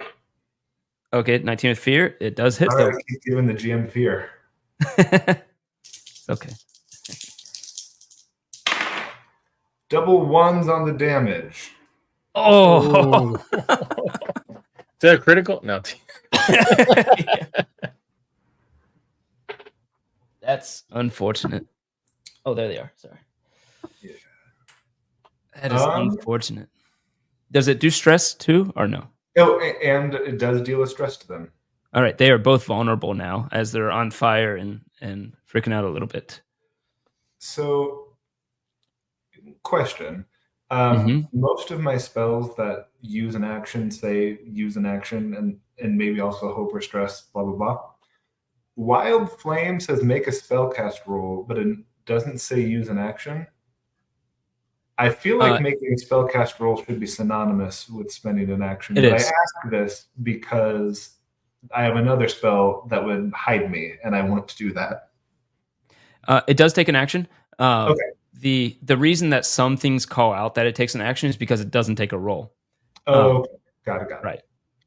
Hey, so when he does the flames, I'm assuming the one that's right by me gets a little distracted, and I'm going to do my sneak attack on it. Now it's vulnerable. Is that cool? Okay. Well, I wondered, are you doing the hide thing on Char? Is that what you're saying? No, I will only do the one thing. Okay. That was with fear. That was with fear. So this one is just going to attack you right back. No. Doing a 17, which I believe hits. That will hit. He rolled better than you. He does like the same damage as you. 13 damage towards you.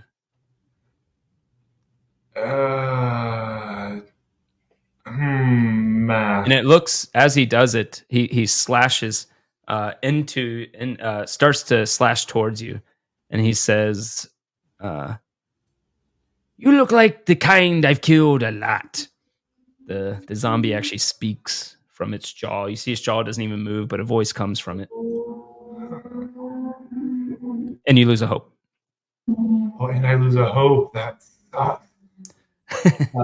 I'm going to mark off 3 armor slots to only take 1 hit point, leaving me with 1 armor slot remaining and 1 hit point remaining.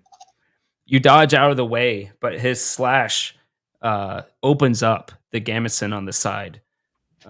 As gamisons are very effective against stabbing, but less so sometimes against slashing, depending on the weapon. And it opens up on the side. Can I try sneak attack the other one? Yep. Or it does something. That was its turn. So it's vulnerable. Do I get advantage to hit or no? Yep. You get a D6 added to your attack, which is what advantage is for you. Okay, cool. And I think that means you can sneak attack just because that alone too. But I stepped my thing here. Hold on a second. Boop. They have an advantage button. And keep in mind, you can also spend any number of hope to increase the number of D6 damages you do.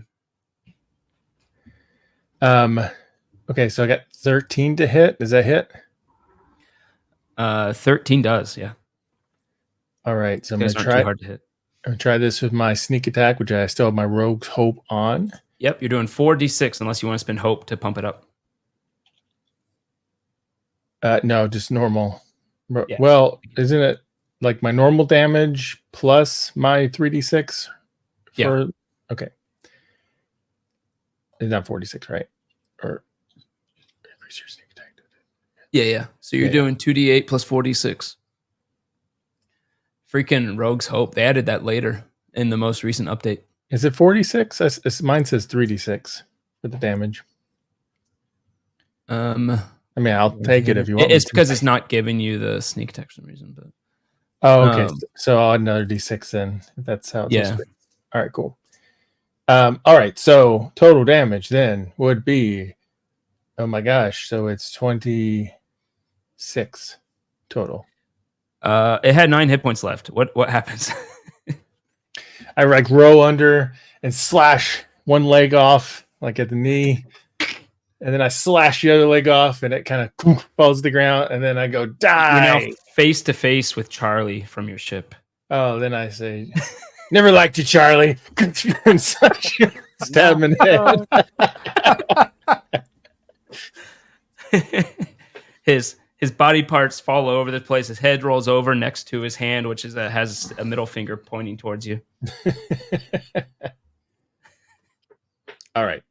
Who wants to go next? Oh, did you roll with hope or fear? I missed that. Oh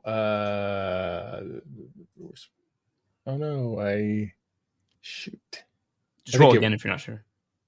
Yeah, I don't remember. I accidentally cleared it because I goofed up my damage and redid it. Just roll again and we'll take whatever it says. All right.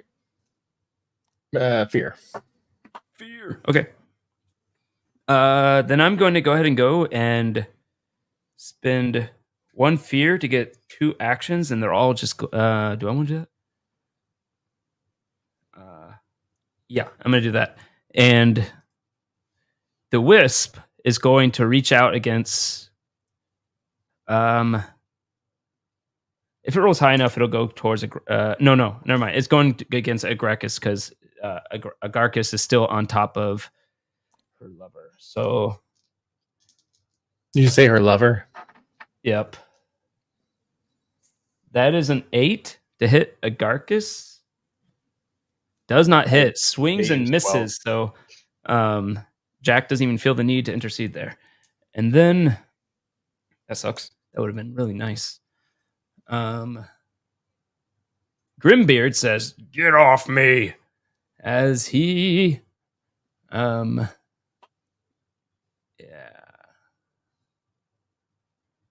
he is going to do. Before I do that, this guy's going to move here, and it's even odd. It's going to attack Jack. Does not get advantage because no, it does. Okay. A 7, which Jack's easy to hit, so it does hit, but does 10 whopping damage to Jack. You can spend 1 armor slot to reduce it to 1 damage if you want. I'm a bitch. It's what you're made for. It's either that or what? Take 2 hit points of damage? Yeah, 2 hit points. So you could just take 2 hit points as well, because you're pretty healthy. Yeah. You actually have 8 hit points, which is more than everyone else too. Okay, so he's gonna take 2 hit points, and with that, Or wait a minute. Okay. I've got this. Where did it go? These prayer dice. And I just had it up here. Where did it go? Oh yeah, you got the prayer dice for sure. Yeah. Prayer. There we go. Did you roll the D4? You need to roll. Well, I 2d4, and I did it, and it gave me the number 6. So does that mean I have like?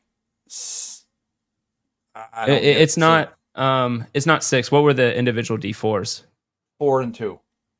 4 and 2. So what that means is you can use you can reduce incoming damage by 4 or 2, or you can use them both at the same time if you want as well. Okay, then I'll reduce the incoming damage by 4, and that brings it down to below 8, so I only take 1 hit point. Yeah. Yep. So use one of your prayer dice. Nice. And then the Grimbeard shouts out something. You can hear it echoing more than it should echo as his eyes light. His one good eye lights a shade of blue, and immediately these 2 down on Char attack as he activates them with a fear and an action. Remember, one is vulnerable. I don't think that does anything. Oh, right. Advantage on them, not disadvantage on me. You're right. Yeah. That is a natural 20 and then a 17. Wow, I rolled really well. Good for you. Right. Okay, so the first one that's going to hurt is the natural 20, which is going to be I rolled pretty low, so it's only going to be 19 damage. Sorry, I can't count. Only 19 damage? Only 19. That's pretty low for a crit. It could have been up to 32. I am going to use my Wizard's Hope. Okay. Spend 3 hope and not mark my last hit point. Ooh, okay. How many armor slots do you have left? 1. Ouch. And then you take another. Counting is hard. It's cock die. 5 damage.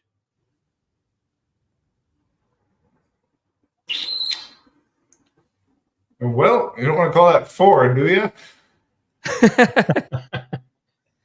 All right. Well, I will mention that Jack is right next to you and could intercede that hit if you wanted. Oh, yeah. I am? Okay. All right, do you want to? You see that this guy that appeared that seems to be helping you is in a bad shape right now. There's pieces of bark laying around him. So I have to hold. Let me just refresh my memory. So it means you're going to reduce the damage by your strength score. So you only have so I just mark 3 mark damage coming into you. Yeah, you have to mark a stress. And it gets reduced by my strength trait. Right. So you only have 3 damage coming in towards you, which is 1 hit point if you don't use armor.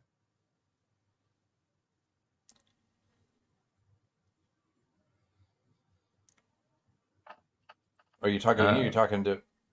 No, to Jack. Yeah, to you. Oh, okay. Oh. Yeah, it's only 3 damage coming into you. So you can either spend an armor or you can just take the 1 hit point. Yeah, I'll take the 1 hit point. Okay. So right before this second one starts slashing towards Char, you step in the way and you're unable to get your shield there in time, but it slashes into you instead, and you take a big whopping 1 hit point. Stopping potentially death blow. You hear a tiny voice say, "Thank you." as the anime bloods. No. Let's see. Who wants to go next? Well, can I make an attack now? Yeah, sure. Who do you want to attack? I'm going to go. I'm gonna spend a hope and do a bolt beacon on the pirate. Oh, nice. So that will sure. It's magical damage, and he becomes vulnerable. Yep. So for you, that'll also be 2d8 because your proficiency is 2. So yes, 2d8 plus 2. Oh, yep. Crap! I roll. Oh, I got a crit. I got 2 3s. I got a crit. Wow. I'm seeing an 8. Then I'm looking at the 2 dice. Oh, 2 3s. Crit! Yay! Yeah, you get it. You gain a hope, and you clear a stress. So you just clear the stress you just took. Okay. And, well, actually. Go ahead. And okay. And so your damage, since it's 2d8 plus 2, right? Yep, that would be 16 and 2, 18. And then I roll 2d8 plus 2 and add that. Yep, exactly. Come on, there we go. Oh, come on.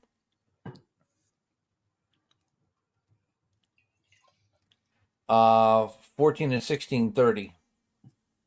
30. You are long-armed, reaching past Agarcus and the shade in front of you. But you got the length, you got the reach as you take your hollowed axe.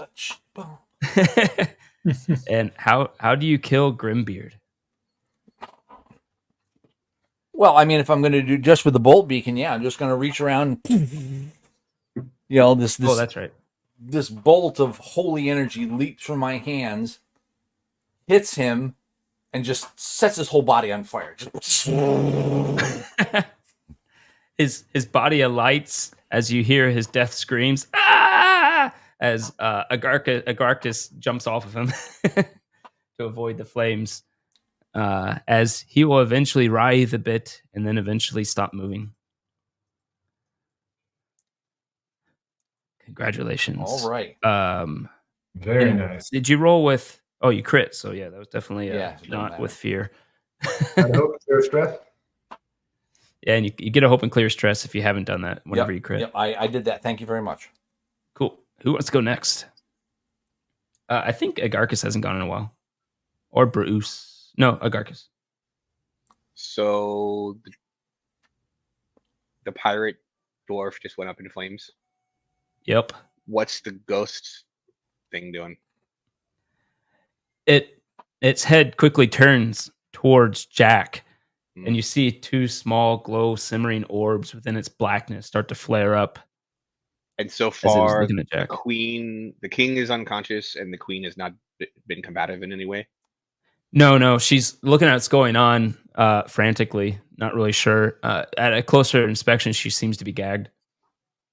All right. I don't know how. I mean, I'm going to try it. Doesn't matter. I'm going to try the takedown again on the ghost this time. Okay. So I'll mark the stress and doing the basic attack. That's not great. Actually, it's not terrible. That is, I'm adding my instinct to that, right? So plus 3. So that's a 19. 19 hits. So it's 2d. I just rolled everything together. So it's 2d8 plus 6. Okay. Plus 2. Well, actually, it's 2d8 plus 6 plus 2 proficiency. So it's 48. Yes. That seems super ridiculously overpowered. I don't. It does. So it's 8 on the first 2d8. 12 on the next. So that's 20 plus 6, 26 damage. Is that all? And a stress. So okay. Dwarf is not moving anymore.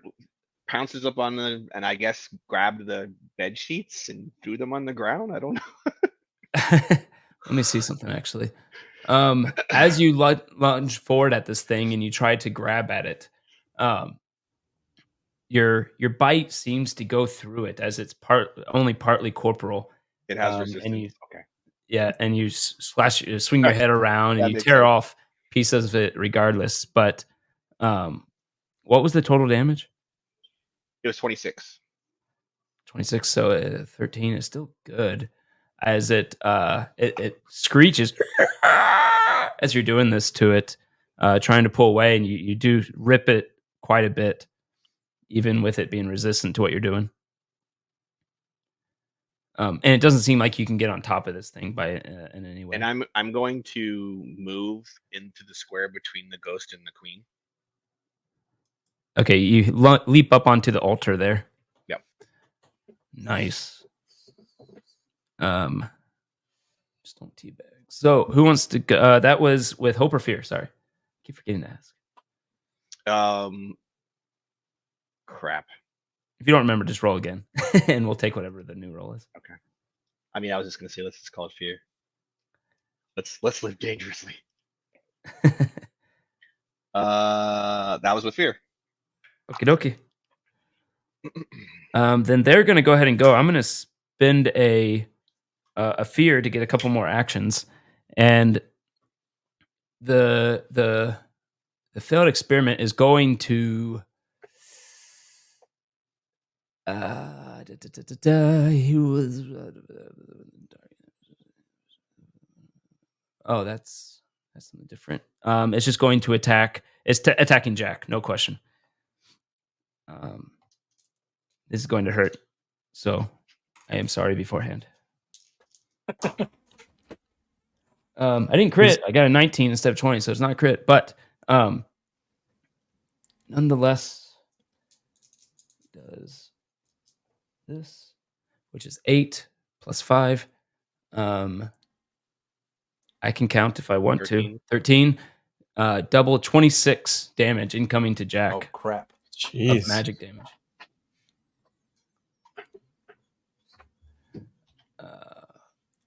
So Jack has. So if I expend 2 armor slots, I can bring it down to where I take only 1 hit point, right? Yeah.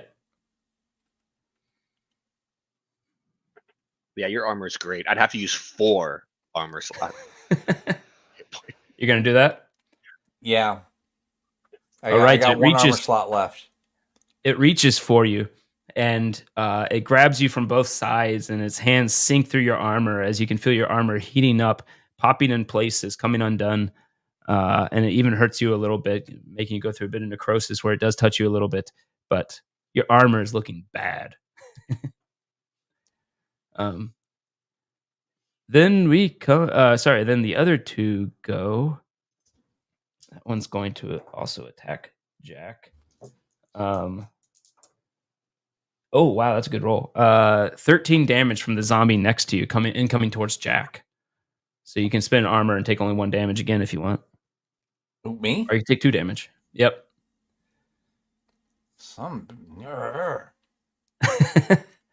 Well, I think at this point in time, I'm gonna have to to spend my last 2 on the prayer dice and take no damage.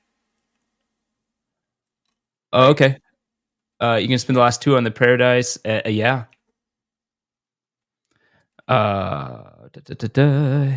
That's all your prayer dice, and then the last one, they all seem to be focused on Jack because of what he did. That's what you get for being the tallest guy in the room. Or the one who killed the pirate. I mean that too. A 12 is going to hit Jack, and that's a really good roll. That is a 16. Nope, I can't count. It's 15 damage coming towards Jack. Well, I can't. I got 1 armor slot left, so I have to. You're gonna spend that and take 1 hit point. Yep. Okie dokie. This thing slashes towards Jack, and it grabs with his other hand. Jack's looking bad. And because of the holes put in by the ethereal being, the armor just comes off in pieces, and you can see that it is not as effective as it should be anymore. Does his armor get ripped off and he's like got 6-pack abs? Yeah. Wolverine. Yeah. And there's music playing. Oh, I can't remember it. Yeah. He does the who's the guy from the Old Spice, Terry Crews. He does like the peck. Oh, yeah. Yeah. Do. Also the main bad guy from Bloodsport. All right, who wants to go? Oh yeah. Would I be able to get out of melee with the zombies without them hurting me? You're not sure, but in general, in Daggerheart, only classes like fighters have attack of opportunities and stuff. Got it. Because what I want to do is move 2 to the left to just very meekly hide behind Jack. Okie dokie. Who is no longer a tank. He is a meat shield. Yeah, you trip over some armor. And then I'm going to cast Healing Hands on Jack. Oh, yes. Okay. We have Thank heals. Let's go. Well, Jack has heals too, but he's busy tanking. Double 7s for a crit. Really? Wow. So How's that work all on it says healing? is that on a Max success, mark a stress to heal the target 2 hit points or 2 stress. It doesn't say that I do anything on a crit. I guess I get the stress immediately back for crit. I unmark it for critting though. Let's just make it. That seems kind of lame. Let's make it 3, just at least to get something. All right. So I get 3 hit points back. Is that right? Am I 3 hit points? right? So 3 hit points or stress. I'll let you choose how you want to divvy them up. Well, I've only taken 1 stress, so I'm good there. But I could really need my hit points back. 3 hit points. There you go. Thank you. All right. You put your hand up against Jack, and you see some of his skin start to heal from the necrosis. It looks disgusting, but it looks less disgusting now. Thanks, little buddy number 2. I reach down and pat him on the head. You're welcome. Please keep them over there. He just called you number 2, dude. I said little buddy number 2. he doesn't I don't know his name. Now, think about it. Maybe petrified number 2. Let's see. That was a. Did you have to roll for that? What was the? I did have to roll for that. I had to make a spellcast roll for that. Was it hope or fear? Oh well, I crit. Oh yeah. So you be sure to give yourself a hope and remove a stress. Don't you worry. Okay. Who wants to go next? Oos hasn't gone in a while. Yeah. Batarang. Yeah, I'll try the Batarang attack, I guess. The Laughing Blades. Oh, okay. So you're gonna get closer to get them all, I guess. Yep, it's magical, so hopefully it'll work on the ghost, the failed experiment. Okay. Rain of Blades. Yeah, it is magic damage. Look at that. Okay. All right. I'm gonna do a little cartwheel. Cast and roll. And as I cartwheel, hop in the air, throw the blades.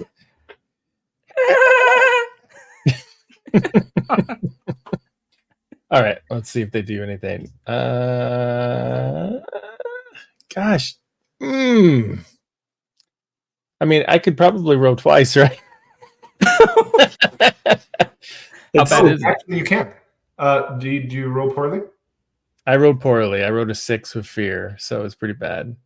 You do that and look upset, and you just hear the meek little voice from behind Jack go, "You're so cool! Try again!"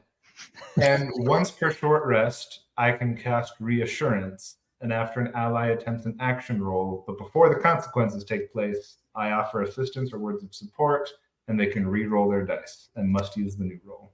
All right, nice. Is it re-roll one of the dice or both? It says re-roll their dice, plural. Cool. Yeah, some of them say like re-roll the hope die or something like that. So cool. All right, re-roll everything. It's still fear, but it is a 17 this time, which is much better. 17 hits everyone. Rolling so much, including the little wispy person. Okay, awesome. So, is anybody vulnerable? One of them's vulnerable, isn't it? Yes, one of them is. All right, so damages are. So the vulnerable one gets 15. The other ones get 12. That kills the vulnerable one. Well, describe what happens. That kills the vulnerable one. It also kills the shadowy ghost, where did not have many hit points. Oh, that's good. And it's magic damage, so she doesn't reduce it at all. Nice. So it slices up the one that dies. It just like takes it out like little chops. Kung, kung, kung, kung. And then the ghost one, it just goes right between the red orbs. And I say, rest in peace. Is Jack. all right. Jack. Yeah. Jack. Finish off this last one, Jack. As you see the wisp of a woman die, she does look at Grimbeard's body one last time, and does, when you say that, give some level of peace as you see her form. Before you go, give us your backstory. What happened here?